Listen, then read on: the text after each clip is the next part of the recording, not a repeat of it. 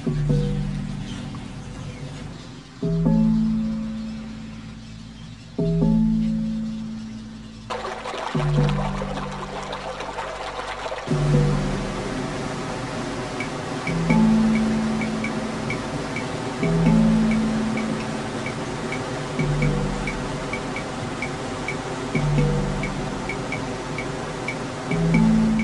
country of water.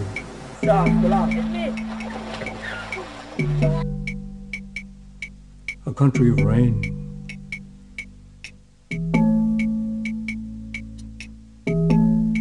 Of rivers.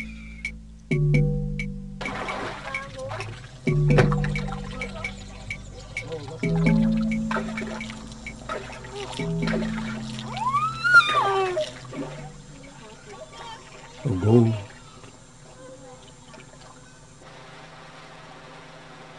A country rich in natural resources, yet burdened with one of the highest per capita debts in the world.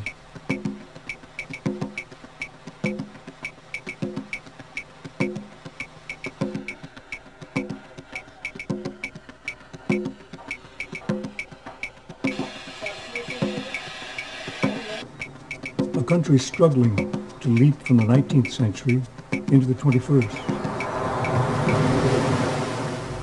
In August 1995, one of the world's worst environmental disasters occurred in the heart of Guyana's rainforests. The tailings pond at South America's largest open-pit gold mine had been filled to 8 times its specified capacity and breached the dam, spilling 838 million gallons of cyanide-laced sludge into the country's largest river, the nation's main artery and water supply.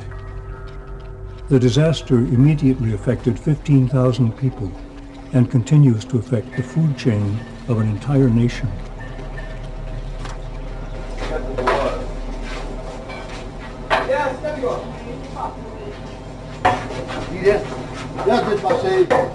This cycle, discoloration.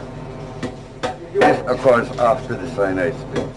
Some white people came and told us not to use the water, but we had already used the water.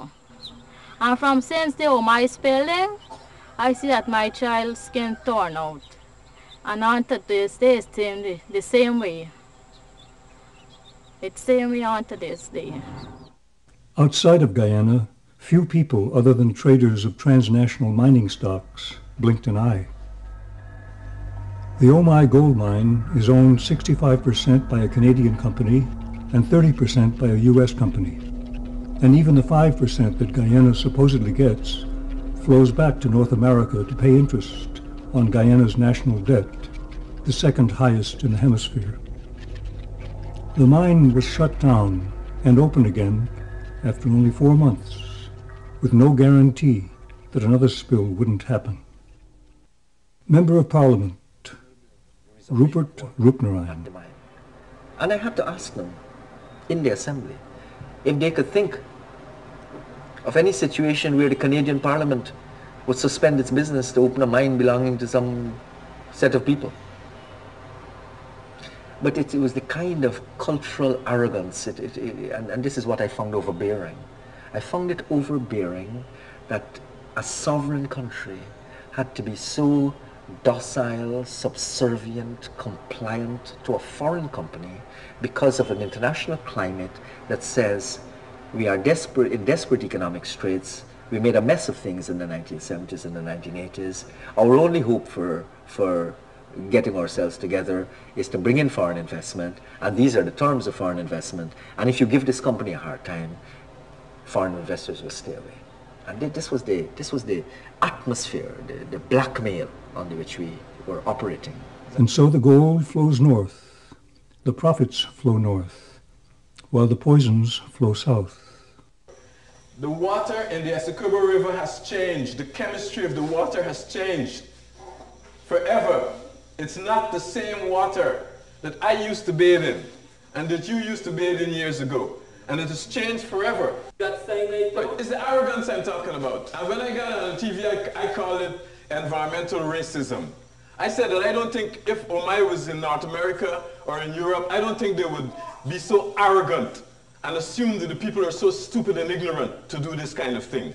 But because in Guyana we're people of color, I think that they're doing it. I think it's got racism involved in it too, and I've made that very clear. All we insist is that you do not come to Guyana to mine your gold and behave any differently than you would have to behave in the country from which you have come.